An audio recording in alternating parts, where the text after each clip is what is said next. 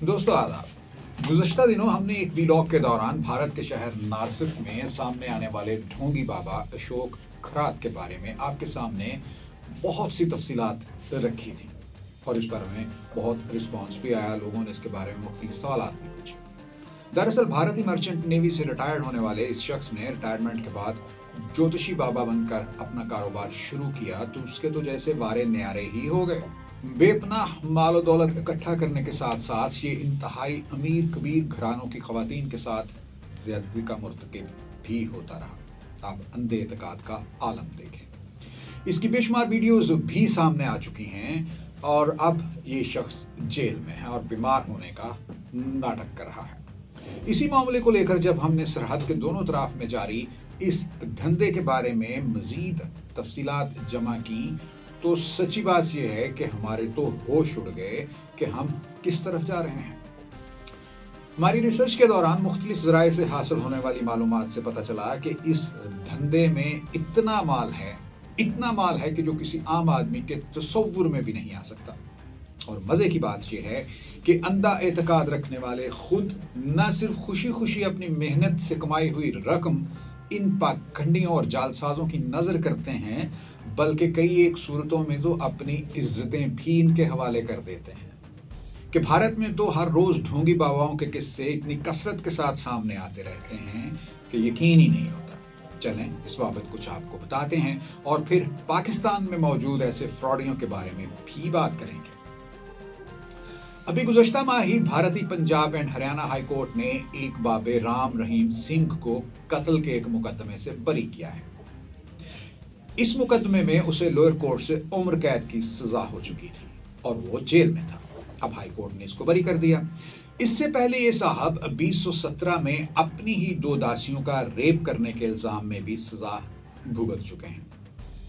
इसके खिलाफ मुतअद्दिद दीगर इल्जामात में भी FIR दर्ज हैं, लेकिन इनके पैरोकार हैं कि वो इसके बारे में कोई बात सुनना ही पसंद नहीं करते और समझते हैं कि उनका गुरु बिल्कुल सच्चा है।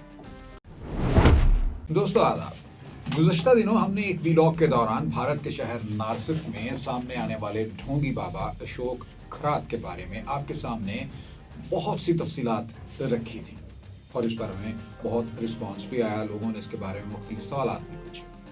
दरअसल भारतीय मर्चेंट नेवी से रिटायर्ड होने वाले इस शख्स ने रिटायरमेंट के बाद ज्योतिषी बाबा बनकर अपना कारोबार शुरू किया तो उसके तो जैसे वारे न्यारे ही हो गए।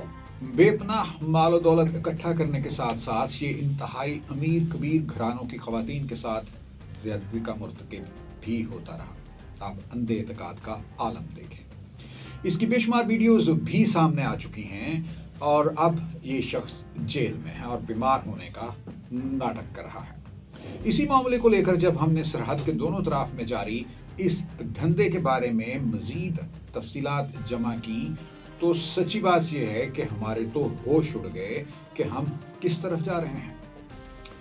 हमारी रिसर्च के दौरान मुख्तलिफ ज़राए से हासिल होने वाली मालूमात से पता चला कि इस धंधे में इतना माल है कि जो किसी आम आदमी के तसव्वुर में भी नहीं आ सकता। और मज़े की बात यह है कि अंधा एतकाद रखने वाले खुद न सिर्फ खुशी खुशी अपनी मेहनत से कमाई हुई रकम इन पाखंडियों और जालसाजों की नज़र करते हैं, बल्कि कई एक सूरतों में तो अपनी इज्जतें भी इनके हवाले कर देते हैं।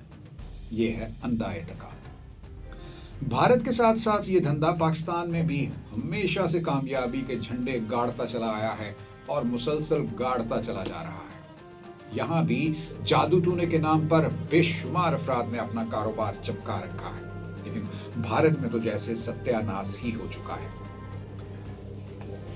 इतना अंधा एतकाद के बाज़ औक़ात अकल दंग रह जाती है। यहाँ हम एक मर्तबा फिर ये वाज़े किए देते हैं कि हमारा मकसद किसी की दिल आज़ारी करना नहीं है, बल्कि असल सूरत हाल को वाज़े करना है। अपने सुनने वालों को या हर किसी को ये बताना मकसूद है कि भाई कुछ अकल से काम लिया करें। कि भारत में तो हर रोज़ ढोंगी बाबाओं के किस्से इतनी कसरत के साथ सामने आते रहते हैं कि यकीन ही नहीं होता। चलें इस बाबत कुछ आपको बताते हैं और फिर पाकिस्तान में मौजूद ऐसे फ्रॉडियों के बारे में भी बात करेंगे। अभी गुज़श्ता माह ही भारतीय Punjab and Haryana high court ने एक बाबे राम रहीम सिंह को कत्ल के एक मुकदमे से बरी किया है। इस मुकदमे में उसे लोअर कोर्ट से उम्र कैद की सजा हो चुकी थी और वो जेल में था। अब हाई कोर्ट ने इसको बरी कर दिया। इससे पहले ये साहब 2017 में अपनी ही 2 दासियों का रेप करने के इल्जाम में भी सजा भुगत चुके हैं। इसके खिलाफ मुतअद्दिद दीगर इल्जामात में भी FIR दर्ज हैं, लेकिन इनके पैरोकार हैं कि वो इसके बारे में कोई बात सुनना ही पसंद नहीं करते और समझते हैं कि उनका गुरु बिल्कुल सच्चा है। इस शख्स ने भारतीय रियासत हरियाणा के इलाके सरसा में अपना आश्रम बना रखा है और जब कुछ अर्सा पहले यहाँ से इसकी गिरफ्तारी की गई तो सरसा में फसादात फूट पड़े थे और बहुत ज्यादा एहतजाज हुआ था। अब हर बार ये शख्स सजा भुगतने के बाद अपने आश्रम में वापस आता है तो उसके पैरोकार अभी भी वहां उसका इस्तकबाल करने के लिए मौजूद होते हैं। इसे कहते हैं अंधा एतकाद। चलिए अब हम आपको भारत के इस वक्त के एक मकबूल तरीन कथावाचक धीरेन्द्र शास्त्री से मिलवाते हैं। ये भी काफी मुतनाज़ शख्सियत है। इनका दावा है कि उनका हनुमान जी से हमेशा राबता रहता है और वो कई बार उनसे गुफ्तगू भी कर चुके हैं और इस बात का इजहार वो अक्सर करते भी रहते हैं।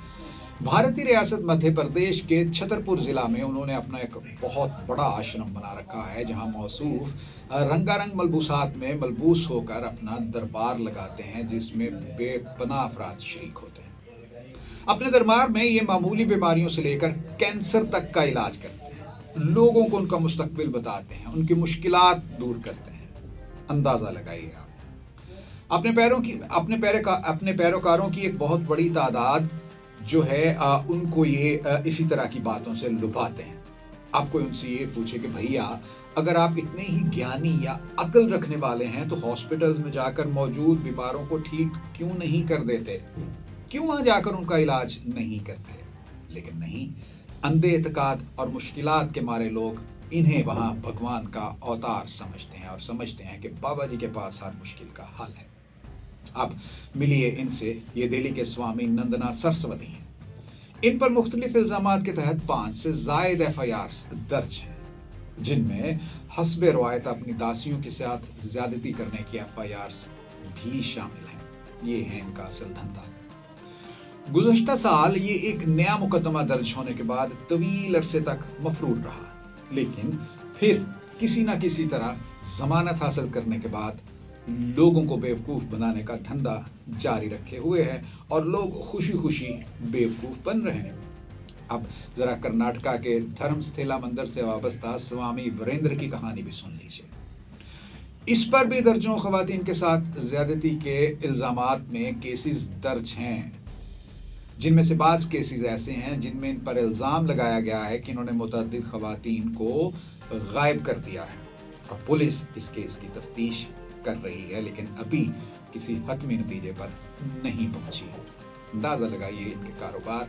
लेकिन इनके पैरोकार हैं कि सरहद के इस तरह के बाबों के पैरोकार सरहद के उस पार हों या इस पार हों, सब के सब इन पर अंधा एतकाद करते हैं। और ये फहरिस्त इतनी तवील है कि एक ही बार इसे अहाता तहरीर में लाना मुमकिन ही नहीं है। इन सब के किरदार का जायजा लिया जाए तो ये बात सामने आती है कि लोगों की नफ्सियात से खेलते हैं। चलें बात को मजीद आगे बढ़ाने से पहले हम पाकिस्तान के ढोंगी बाबाओं की बाबत भी कुछ बात कर लेते हैं। स्यापा ये है कि किसी भी हवाले से सूरत हाल का जायजा लिया जाए तो सरहद के दोनों तरफ ही सूरत हाल एक जैसी ही दिखाई देती है हर मामले, जिस पर हम अक्सर बात करते भी रहते हैं। अब आप देखें कि अगर भारत में ढोंगी बाबे और साधु संतों का भेष बनाए हुए लोगों की कसीर तादाद मिलती है तो पाकिस्तान में भी ऐसी ही सूरत हाल नजर आती है। यकीनन बहुत अफसोसनाक है। यहाँ हम देखते हैं कि किसी दरख्त पर बेशुमार धागे लटक रहे होते हैं। मालूम पड़ता है कि ये धागे उन अफराद ने बांधे हैं जो अपनी किसी ख्वाहिश की तकमील चाहते हैं या फिर यहाँ आने के बाद उनकी कोई ख्वाहिश पूरी हो चुकी है तो फिर वो आकर यहाँ पर धागा बांध देते हैं। दरअसल इस काम में पैसा ही इतना है और इतनी आसानी से आता है कि ये कारोबार अब बाकायदा सनद की सूरत इख्तियार कर चुका है। इस्लामाबाद में एक केस सामने आया गुज़श्ता दिनों जिसमें एक जाली पीर ने एक खातून को बेवकूफ़ बनाकर उससे 1.2 करोड़ रुपए हथिया लिए। खातून को पहले इस शक में मुब्तला किया गया कि उस पर जिनों का साया है और फिर اس کا علاج کرنے کے بہانے اس سے بھاری رقم ہتھیالی کی اور معاملہ جب سامنے آیا تو پھر پولیس کیس درج ہوا۔